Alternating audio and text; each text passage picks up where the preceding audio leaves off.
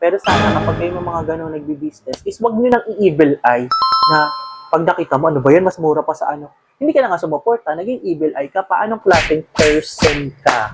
Anong klaseng person ka?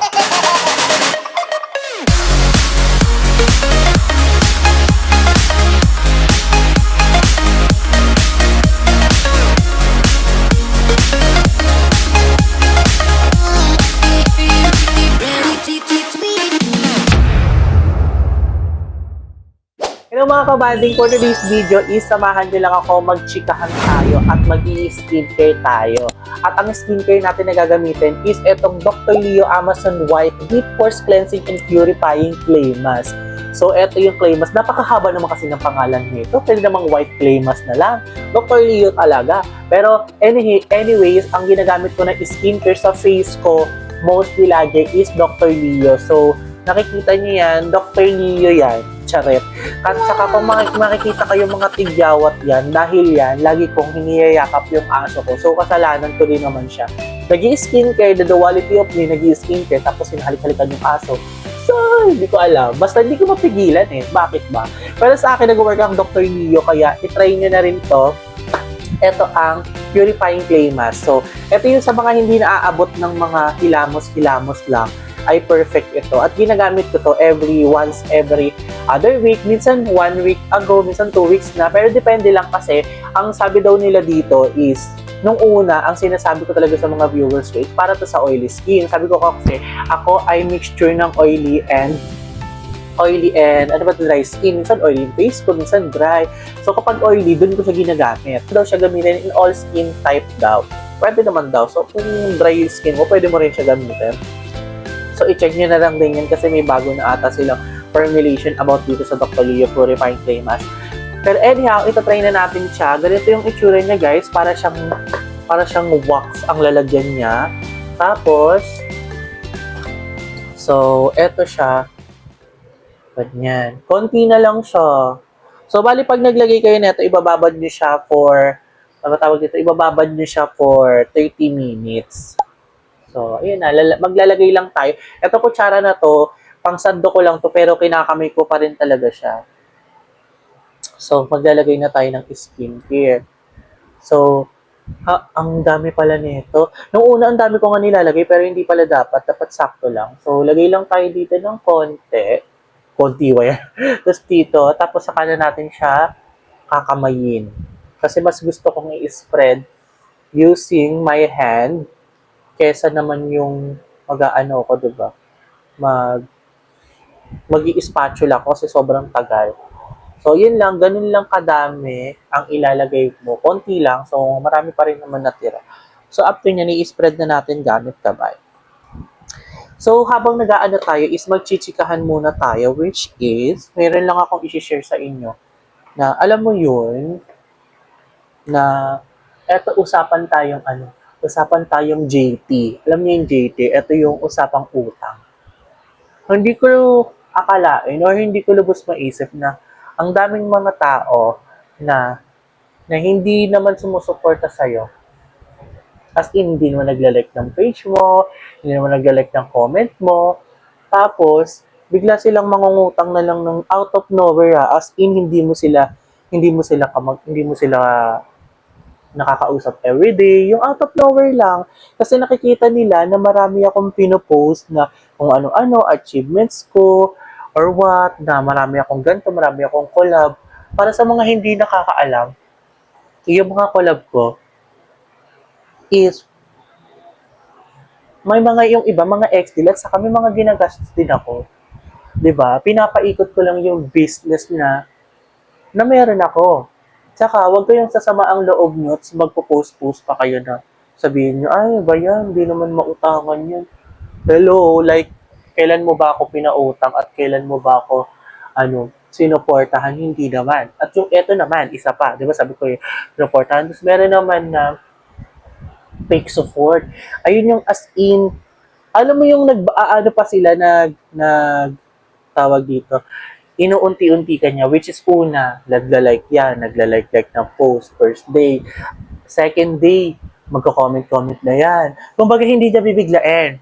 Pangatlo, magla-like and comment. At pang-apat, mga pang-apat na araw, mga kamusta na yan. Hello, kamusta? Tapos mga utang din, doon din tayo babagsak. So hello guys, wala akong maipapangutang kasi nga, yung mga pera na dapat na ipapautang ko sa inyo ay pinapaikot ko lang din sa business ko. At kung meron man akong extra pera, ayun, ay ibibigay ko sa may family ko, sa mga kapatid ko na mas nangangailangan. Wala kaming pera at hindi kami mayaman, guys. Kung iniisip nilang na mayaman ako, sige isipin nyo lang kasi para i-manifest nyo lang na mayaman ako at hanggang sa yumaman talaga ako at ma-manifest nyo.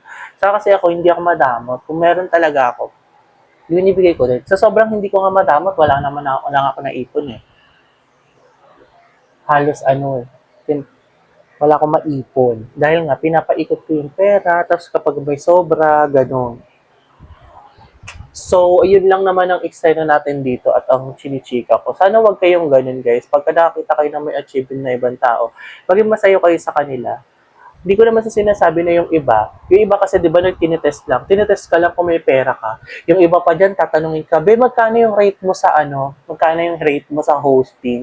Tatanungin ka niyan kung magkano yung rate mo sa hosting, kahit sabihin mo na, gusto ko muna ganito, gusto ko makausap si client, gusto ko makausap si kasi nga, ang binibenta mo is yung service mo, hindi lang basta-basta yung price. Yung iba kaya, kapag ka, tip ko sa inyo, at ang alam ko na rin to, na kapag ka may nagtanong sa inyo ng price agad, it's not the service that they want. Gusto lang nilang malaman kung ano yung halaga mo at kung magkano na naiipon mo o magkano kaya yung rate mo. Kasi kung price agad yun, hindi, edi sana huwag na lang mag-ano, di ba?